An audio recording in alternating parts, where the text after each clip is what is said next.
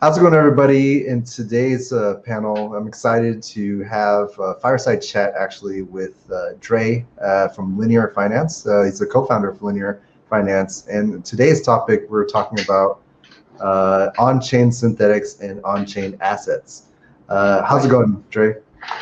All good. Yeah, the weather was pretty bad when I was doing my commute, but then it's all good now. So Well, glad to have you part of DeFi Summit. And I guess you want to give a little bit of background about yourself, and then we can dive a little bit deeper into what is on-chain synthetics assets for those that are kind of like tuning in. Right. So this is Drey here from Linear Finance, and previously I'm currently a co-founder of Linear Finance, particularly focusing on the tech and product side. And previously I worked in banks before, seeing how slow and how old-fashioned or legacy the systems are. And due to my background in quantitative finance, I actually got into crypto really early in 2017, and ever since then I went full time within 6 months, knowing about crypto, reading, crunching about white papers and tech, and at that time we were doing a blockchain consultancy firm, providing technologies, blockchain technology based solutions to enterprise and some real estate families in Hong Kong, and it was the story when we first started Linear was until like 2020. So we've been in early 2020. We've been quite long-term DeFi users, and we see there are still some problems in the DeFi space, especially the synthetic asset part, which is basically the holy grail or the hardest to nail. And yeah, we're thinking like, why don't we just try to solve this problem? And so that's how Kevin and I, the other co-founder, get started all these to become the first cross-chain compatible synthetic asset protocols. Great, thanks for sharing your background story. Before I guess we get deeper into the weeds, for those that are kind of like new to DeFi or still, learning about DeFi in general, how would you describe like what is synthetic or what is a synthetic asset? Right. So to know what synthetic asset is, you have to know what a normal purchase or spot purchase is, right? So in terms of, say, if you go on a centralized exchange, what you usually get by clicking the buy button is actually a spot purchase, in the sense that when you give out USD or USD equivalent stable coins, you're actually getting the actual tokens, which is in the custody of that centralized exchange, right? But then what about trading assets that are not that liquid, or that requires more complex features, right? So that here it comes synthetic assets. So in the synthetic assets world, basically you're actually making a contract agreement with your counterparty that you set a price of that certain assets, and then basically you can take long side or short side of it, and then what we only do is a cash settlement instead of a good settlement or really a Bitcoin settlement. So in the sense that there in this transfer there is only stable coins involved, or the quoted currency involved. So this is actually a breakthrough, and in terms of, or the real, I would say the real market future for cryptocurrencies is because if you look at the derivatives markets in traditional finance industry, it is actually 5 to 10 folds or even higher, right? In terms of the market capitalization, people are doing a lot of hedging. People are doing a lot of like advanced derivatives in terms of synthetics in blockchain world, saying so, like total return swaps and stuff. But then we're seeing that it is yet to evolve or grow in the crypto space because of a lot of restrictions, like technical perspectives, Oracle perspectives. Then we think we're so eager with our team of expertise to solve this problem. Yeah. So would you say that, like, in terms of like synthetics or synthetic assets, it's basically taking assets, whether it be real world assets or even just like other assets in the world that is not necessarily crypto, and you're essentially cryptotizing turning it into kind of like a token or NFT, not really an NFT, but like tokenizing assets essentially by making it representative of some sort of other real world asset or asset in like stocks or even lumber, right? Lumber futures Yeah. kind of is Yeah. like a synthetic. Yeah. It's like you don't really actually have the lumber, but you have a token or something that represents that as the futures, right?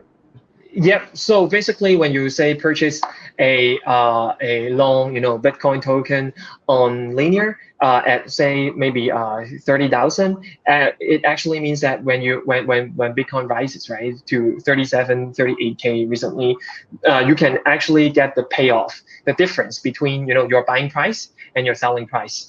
And instead, in the process, you don't actually earn or own a real underlying Bitcoin. So that's the beauty of it, because basically it means that whenever there's an oracle, there can be a synthetic asset to be traded, and this is actually reducing or eliminating a lot of boundaries that traditional finance is having, right? So imagine you're trying to buy some bonds in maybe interactive brokers, and then the other day you want to aid into DeFi. Basically, you need to you need to actually cash out. You need to wait for 1 to 2 days for the fiat currencies to cash out, and then you need to get back into the DeFi by depending on your jurisdiction, right? Doing P2P or doing some fiat currencies deposits. That settlement time frame actually would make you miss out a lot of investment opportunities. But then think about a world where everything can be synthesized onto our platform, Linear Finance. Then the settlement time is just as fast as the next block, right? Let's say we're using BSC, the settlement time is just within seconds. And this is something that we are able to provide with, as well as no slippage, because when there's Oracle, right, we can provide the certain pricing regardless of your sizing. So this is also the other beauty of synthetic asset exchanges like us. Yeah, I think you could cover a little bit. I was going to ask you, like, how does the synthetic asset derive its price or maintain its price or tracks the price? I guess you guys are utilizing oracles to then kind of match or match kind of like the real world asset price or price listings across the different exchanges or wherever that asset's being traded. Correct? Yep. So I would say one of our dependency and our innovation actually is by working very closely with some of the biggest Oracle partners like Chainlink, like Band, and there are some real world asset oracles that we are planning to also work with. Basically, if it is a crypto products, then usually they would have the oracles, right? But then a lot of times we actually innovate on a lot of different feeds that they did not provide yet. So I would say sometimes there is some oracle lag in listing some new assets. But then I think now with more and more focus in the synthetic asset space, they're putting more resources to prioritize making those data feeds. So one very simple example is, say there's a CCL index, it's a property index in Hong Kong, right? If we want to trade, like, what do you think about the Hong Kong property price next week or next month? Are you bearish or bullish? Basically, we'll first need an oracle of that, and then but then in implementing that, we actually need to work a lot with the oracle providers in the sense that they will need to have a full understanding on what the asset we're trying to construct, and also who are the source of the data feeds, right? And then how their node providers or the folders can help with that. So yeah. Yeah, I think what's also what you kind of highlighted there is that thinking about creating kind of the whole process flow of jumping. Imagine being able to try to jump from even just like different financial assets, like you said, from bonds over to even like if I'm trying to cash out from like one stock brokerage platform to go at the wire transfer. Then I want to buy crypto, and then if I want to go back to stocks, and then if I want to go into some other assets as well, the liquidity, or like, there's no bridges for that. Like you just straight up have to go cash back to your bank account and then go back out again as well. Potentially even creating tax events depending on what jurisdictions you are as well too, right? As well. And then it's just like the whole waiting period, and you lose out on those trades or whatever you need to do. And then even then, like there's some even commodities that are not even like fully liquid or tradable, like open markets as well. Would you say that too, that with on-chain synthetics too, like, you know, if you are like, let's say turning like a stock into like a crypto stock, for example, in terms of like a synthetic asset, then is that like opening up like finance and access to more people that wouldn't traditionally, like they don't have like a brokerage account or a stock account, right? They can get exposure. Yeah, exactly. So I think like in the past 2 years, what first came out or really grow in TVL is really the borrowing lending platform, right? It really opens up a lot of opportunities for those who are unbanked, but you know, in certain extents, they got a cell phone, they actually got a hot wallet, they can actually manage their finance, right? They can become their own bank. So that's the beauty of DeFi, and I think what you said was 100% correct. As in, so after, you know, like after for those unbanked to have access to liquidity or being able to lend and borrow money, what's next, right? It has to be investment or getting exposure into different asset classes. And and it is super correct that if you want to open up those brokerage accounts, it is actually it can take a lot of time, even though we're talking about CEX, right? Recently the CEX has been putting more and more focus on, you know, doing a lot of due diligence and KYCs on that. But then on DeFi spaces, we don't have this. I won't say it's restriction. We don't have this barrier where it can greatly reduces access and also, you know, like opportunity on, access to opportunity that they've never had before. So yeah, so stocks is something that we can do long term after we have the DAO. But then because and we believe that stocks is the least interesting part, as in you know, a lot of people has access to stocks, but then we're at the same time thinking about some really interesting indexes like gaming indexes, like wine indexes, or, you know, crypto portfolios that are more, you know, that are more innovative. And yeah, so stocks is like it's the lead. I won't say it's not important, but then it's the last piece of the puzzle, I would say. Yeah, I think because you're highlighting pretty much like in terms of like the market and space, even outside of stocks too, like there's just a whole lot of other assets that is there's a lot of money potentially and interest there and markets there as well too, and which I think you kind of highlighted as well too.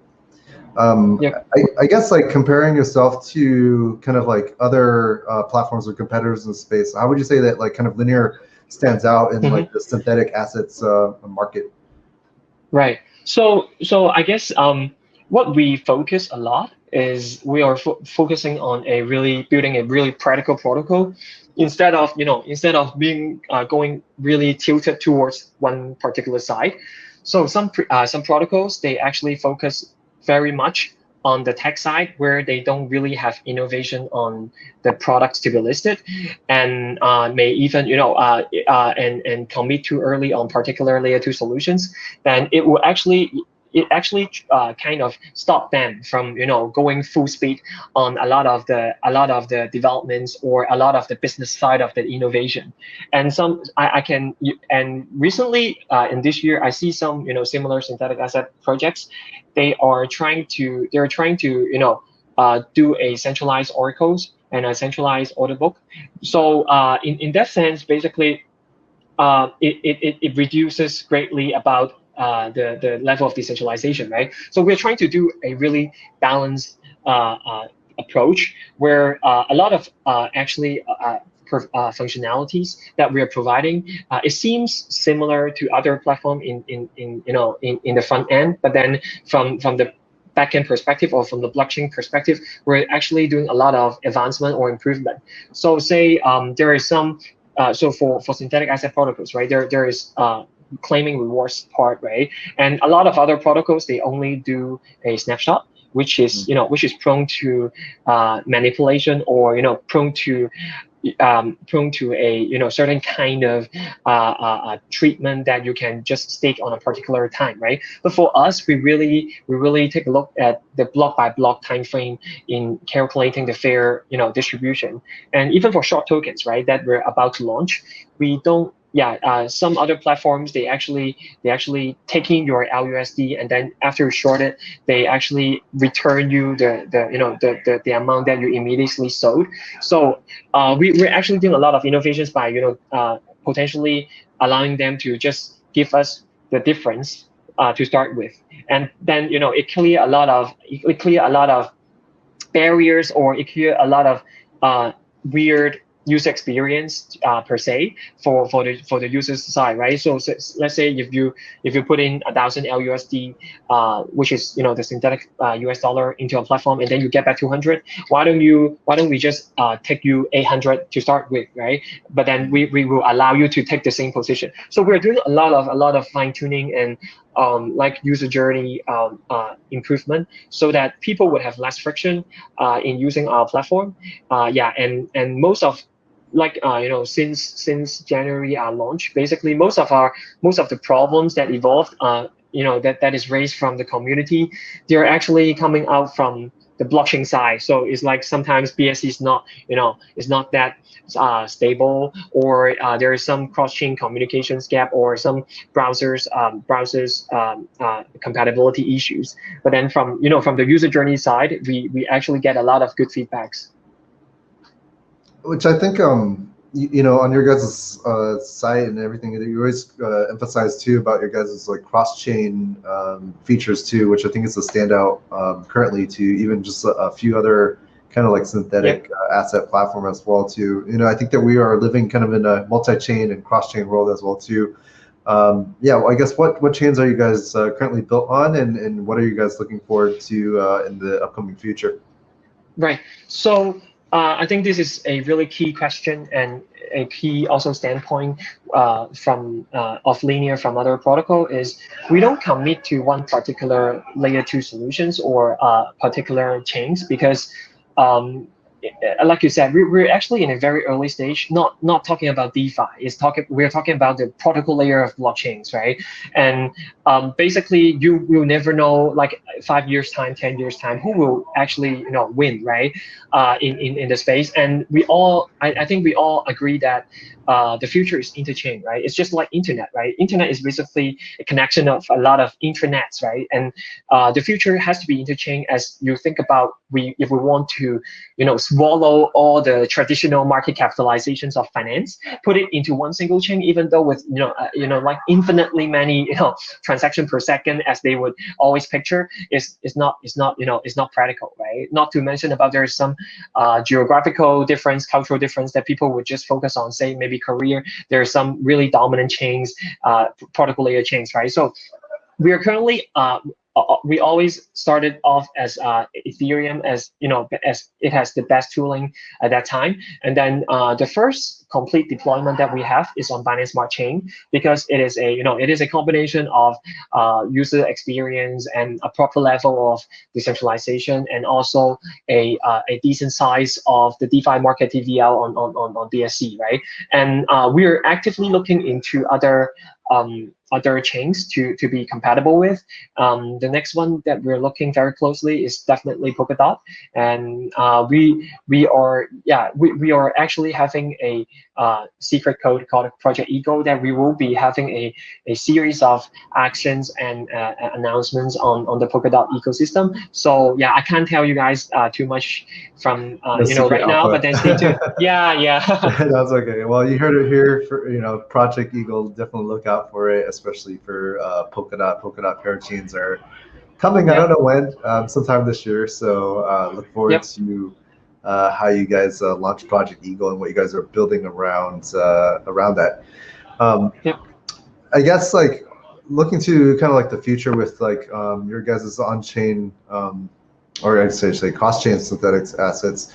I guess what are the upcoming or what does the future look like for your guys' platform? Thinking beyond, again, I guess you said thinking beyond the stocks, thinking about beyond just like the typical things that others might be doing too. What are you guys kind of building on your guys' on linear finance to kind of build out for the future? Right. So, like I said, stocks is from a business perspective or the assets to be listed perspective, stocks are the least interesting side. What we're trying to do is we're working with some. So we have already worked with the largest Korean market cap like market research firm called Sango, where we have some like ETF like portfolios which can even outperform Bitcoin in the past 2 years in terms of performance. So we have Sango indexes, where two types of Sango indexes that is listed on Linear. But then we're actually working on some more interesting domains indexes. So like we said, we're looking into gaming, we're looking into wine related indexes, and yeah, so that would be really interesting. And there are even some portfolio management protocol that are building on top of linear finance. So yeah, so this is also very interesting as well, as in people can basically list out their portfolios or their investment positions, and then you can just mimic them, right? So that's the business side that we're really looking forward into, or the asset side. From the functionality perspective, we are working very aggressively in terms of the short token, potentially with leverage. We are also working into multi-asset collaterals where, depending on which chains that we deployed or which chain that you're using, you can actually stake those corresponding platform tokens as part of the collateral pool to become part of the ecosystem. And what's the most interesting part or the most exciting part that we're looking forward into is actually the ambassador program and also the DAO that we are trying to set up. So the ambassador program, we already received over 50 applications all over the world within a really short period of time, and we are so excited to have a broader group to participate in not only the marketing but also the promotion of synthetic asset exchanges in the world, to have to educate people into this area. And then in terms of the DAO, we'll very soon make it a completely decentralized procedures protocols, so that users can have a say on deciding which assets to be listed next. And then say if you guys want to list maybe a certain asset, then we'll just help out and initiate the talk with the Oracle providers and whatnot. Yes, and we're really excited about the rest of the year, and in driving Linear to become a truly decentralized and cross-chain compatible synthetic asset exchange.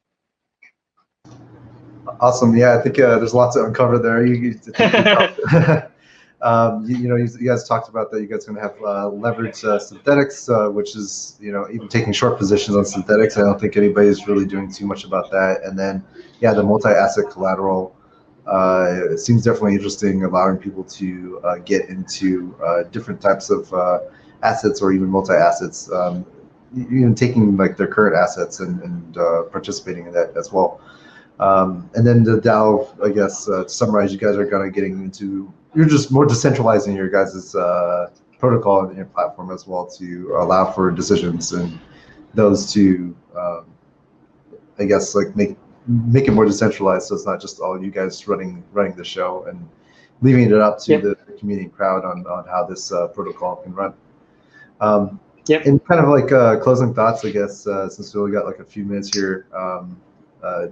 Drey, I guess what would you say for like, I guess, like the future of synthetics and DeFi, and how can I guess this change or like impact the way that we do traditional finance and even fintech currently?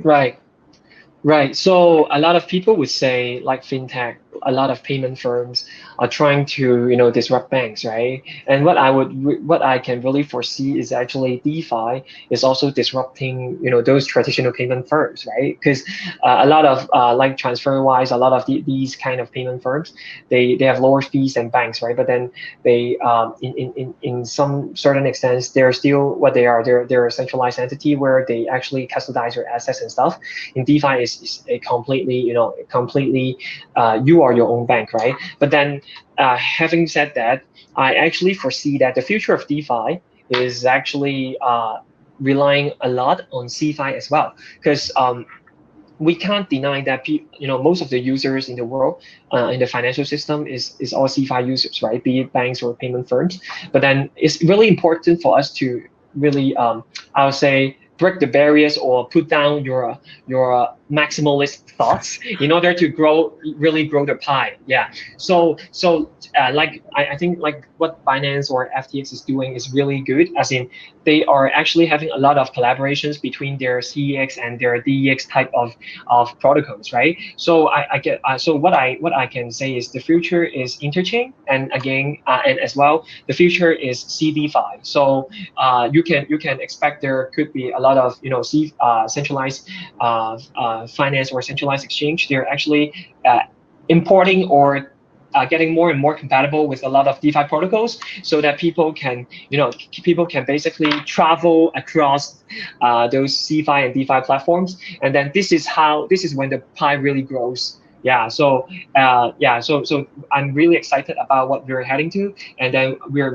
also really excited about how DeFi is going to change what people perceive about crypto, right? Because in the past, when you talk to people, crypto is always about it's to normal people, or to crypto noobs.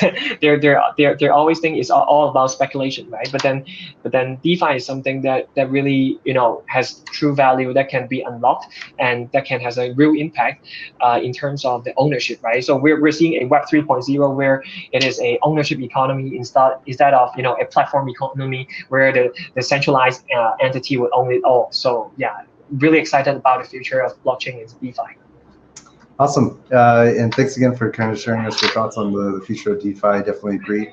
And yeah, we'll take a look as we guys with further developments, and even upcoming with Project Eagle that you guys are going to be sharing here on Polkadot.